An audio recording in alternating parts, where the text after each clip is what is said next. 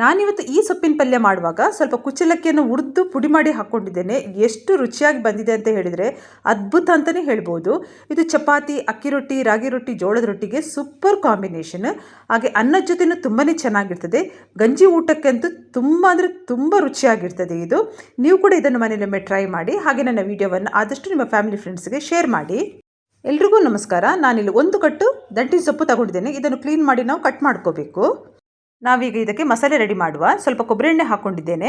ಕೊಬ್ಬರಿ ಎಣ್ಣೆ ಸ್ವಲ್ಪ ಬಿಸಿ ಆಗಿದ ತಕ್ಷಣ ನಾನೀಗ 1.5 ಸ್ಪೂನು ಉದ್ದಿನಬೇಳೆ ಹಾಕ್ಕೊಂಡಿದ್ದೇನೆ. ಉದ್ದಿನಬೇಳೆಯನ್ನು ಚೆನ್ನಾಗಿ ಸ್ವಲ್ಪ ಹುರ್ಕೊಳ್ಬೇಕು, ಕಪ್ಪಾಗಬಾರ್ದು. ಸ್ವಲ್ಪ ಕಲರ್ ಚೇಂಜ್ ಆಗಿದ ತಕ್ಷಣ ನಾನೀಗ ಇದಕ್ಕೆ 1.5 ಸ್ಪೂನು ಕೊತ್ತಂಬರಿ ಬೀಜ ಹಾಗೆ 1 ಸ್ಪೂನು ಜೀರಿಗೆ ಹಾಕ್ಕೊಳ್ತಾ ಇದ್ದೇನೆ. ಇದನ್ನು ಚೆನ್ನಾಗಿ ನಾವು ಹುರ್ಕೊಳ್ಬೇಕು.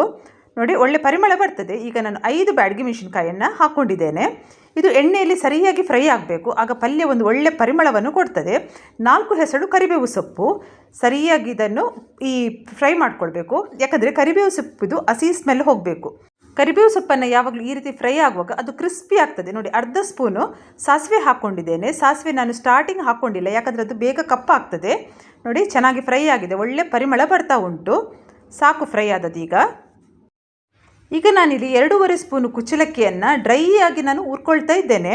ಈ ರೀತಿ ಇದನ್ನು ಪುಡಿ ಮಾಡಿ ಪಲ್ಯಕ್ಕೆ ಹಾಕೋದ್ರಿಂದ ಒಂದು ಒಳ್ಳೆ ರುಚಿಯನ್ನು ಕೊಡ್ತದೆ. ನೋಡಿ, ಚೆನ್ನಾಗಿ ಫ್ರೈ ಆಗಿದೆ. ಈಗ ಸಾಕು. ಈಗ ಮಸಾಲೆ ಪದಾರ್ಥಗಳನ್ನು ಮಿಕ್ಸಿ ಜಾರಿಗೆ ಹಾಕಿ ಸಾಫ್ಟಾಗಿ ಪುಡಿ ಮಾಡ್ಕೊಳ್ಬೇಕು. ಸ್ವಲ್ಪ ಅರಿಶಿನ ಹಾಗೆ ಸ್ವಲ್ಪ ಹುಣಸೆಹಣ್ಣು ಹಾಕ್ಕೊಳ್ತಾ ಇದ್ದೇನೆ. ನೋಡಿ, ಚೆನ್ನಾಗಿ ಪುಡಿ ಆಗಿದೆ. ಈ ರೀತಿ ಪುಡಿ ಆದ ನಂತರ ಇದಕ್ಕೆ ಹುರಿದಿಟ್ಕೊಂಡಿರುವ ಅಕ್ಕಿಯನ್ನು ಹಾಕಿ ಮತ್ತೆ ಪುಡಿ ಮಾಡ್ಕೊಳ್ಳುವ. ಮಸಾಲೆ ಪುಡಿ ಆಗಿದೆ ನೋಡಿ, ಈ ಥರ ಪುಡಿ ಆಗಬೇಕು. ಸಾಕು. ಈಗ ಮಿಕ್ಸಿ ಜಾರಿಗೆ ತೆಂಗಿನಕಾಯಿಯನ್ನು ಹಾಕಿ 2 ಸುತ್ತು ಬರೆಸಿದರೆ ಸಾಕು. ಬಾಣಲೆಗೆ ಕೊಬ್ಬರಿ ಎಣ್ಣೆ ಹಾಕ್ಕೊಳ್ತಾ ಇದ್ದೇನೆ. ಕೊಬ್ಬರಿ ಎಣ್ಣೆ ಬಿಸಿಯಾಗಿದ್ದ ತಕ್ಷಣ ಜಜ್ಜಿರುವ ಬೆಳ್ಳುಳ್ಳಿ ಹಾಕ್ಕೊಂಡಿದ್ದೇನೆ. ಇದು ಚೆನ್ನಾಗಿ ಫ್ರೈ ಮಾಡ್ಕೊಳ್ಬೇಕು ನಾವು. ನೋಡಿ, ಬೆಳ್ಳುಳ್ಳಿ ಫ್ರೈ ಆಗಿದ ತಕ್ಷಣ ನಾನು ಸಣ್ಣ ಸಣ್ಣದಾಗಿ ಕಟ್ ಮಾಡಿ ಇಟ್ಕೊಂಡಿರುವ 2 ಈರುಳ್ಳಿಯನ್ನು ಹಾಕ್ಕೊಂಡಿದ್ದೇನೆ. ಇನ್ನು ಈರುಳ್ಳಿ ಸರಿಯಾಗಿ ಅದರ ಹಸಿ ಸ್ಮೆಲ್ಲೆಲ್ಲ ಹೋಗುವ ತನಕ ನಾವು ಅದನ್ನು ಫ್ರೈ ಮಾಡ್ಕೋಬೇಕು. ಸಣ್ಣ ಸಣ್ಣದಾಗಿ ಕಟ್ ಮಾಡಿದರೆ ಬೇಗ ಫ್ರೈ ಆಗ್ತದೆ. ನೋಡಿ, ಚೆನ್ನಾಗಿ ಈಗ ಫ್ರೈ ಆಗಿದೆ ನೋಡಿ. ಈಗ ನಾವು ಕಟ್ ಮಾಡಿ ಇಟ್ಕೊಂಡಿರುವಂಥ ಸೊಪ್ಪನ್ನು ಇದಕ್ಕೆ ಹಾಕಿ ಸರಿಯಾಗಿ ಒಮ್ಮೆ ಮಿಕ್ಸ್ ಮಾಡ್ಕೊಳ್ಬೇಕು.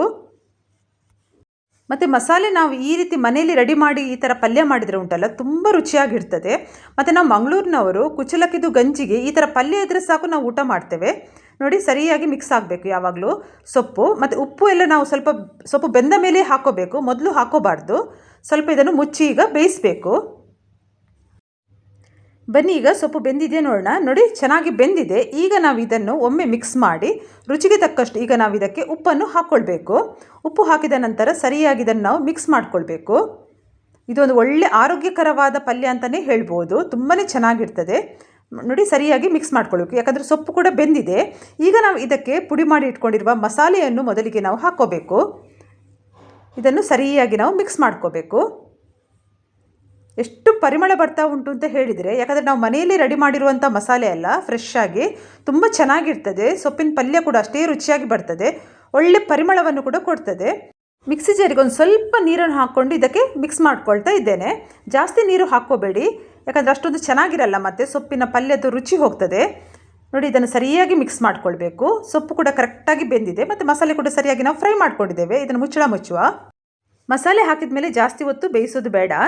ನೋಡಿ, ರೆಡಿ ಆಗಿದೆ. ಈಗ ತುಂಬ ಚೆನ್ನಾಗಿ ಆಗಿದೆ, ಒಳ್ಳೆ ಪರಿಮಳ ಬರ್ತಾ ಉಂಟು. ಈಗ ನಾವು ಇದಕ್ಕೆ ಗ್ರೈಂಡ್ ಮಾಡಿ ಇಟ್ಕೊಂಡಿರುವಂಥ ತೆಂಗಿನ ತುರಿಯನ್ನು ಹಾಕ್ಕೋಬೇಕು. ತೆಂಗಿನ ತುರಿ ನೋಡಿ, ಈ ರೀತಿ ಪುಡಿ ಪುಡಿಯಾಗಿರಬೇಕು. ನಾನೊಂದು 2 ಸುತ್ತು ಬರೆಸಿದ್ದೇನೆ ಅಷ್ಟೇ. ಈಗ ಇದನ್ನು ಸರಿಯಾಗಿ ನಾವು ಮಿಕ್ಸ್ ಮಾಡ್ಕೊಳ್ಬೇಕು. ಒಮ್ಮೆ ಕರೆಕ್ಟಾಗಿ ಮಿಕ್ಸ್ ಆಗಬೇಕು ಇದು, ಯಾಕಂದರೆ ಎಲ್ಲ ಸೊಪ್ಪಿಗೂ ಸರಿಯಾಗಿ ಅದು ಬೆರಿಬೇಕು. ಈ ರೀತಿ ಮಿಕ್ಸ್ ಮಾಡಿದ ಮೇಲೆ ಒಂದು 2 ನಿಮಿಷ ಮುಚ್ಚಿ ಇದನ್ನು ಹಾಗೆ ಲೋ ಫ್ಲೇಮಲ್ಲಿ ಇಡಬೇಕು.